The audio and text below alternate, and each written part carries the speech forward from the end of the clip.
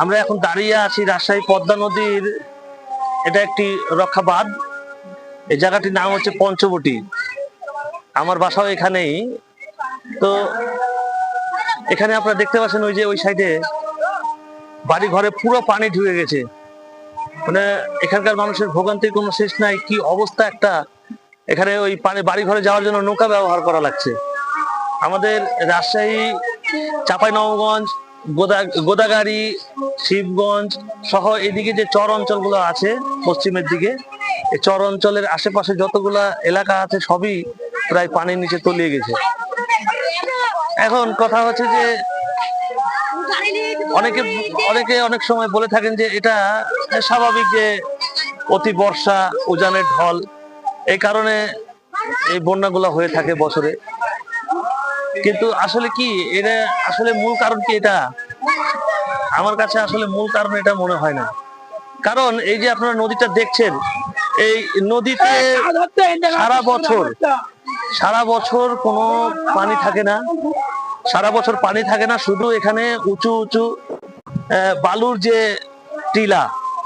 টিলায় একদম ভর্তি থাকে, আর নদী থাকে ধুধু মরুভূমি। যখন অতি বৃষ্টি হয় এই বর্ষাকালে, তখন হঠাৎ করে পানি বাড়ার কারণে পানির যে স্বাভাবিক গতিপথ, সেই গতিপথটা আসলে পানি খুঁজে পায় না। তখন লোকালয়ে বা এই যে রক্ষা বাঁধগুলো থাকে, এগুলা ভেঙে পানি শহরের দিকে বা গ্রামের দিকে ঢুকতে শুরু করে।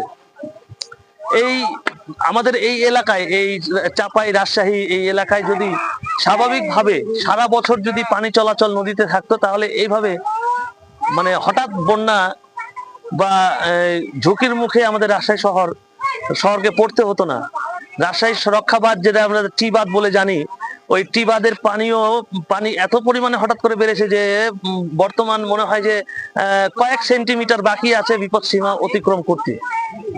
তো এখন এত দ্রুত গতিতে বিপদ সীমা অতিক্রমের কাছাকাছি চলে আসছে পানি, এটা তো মানে বন্যার কারণে বা উজানের ঢলের কারণে বললে এটা আসলে মানে ঠিকভাবে বলা হবে না।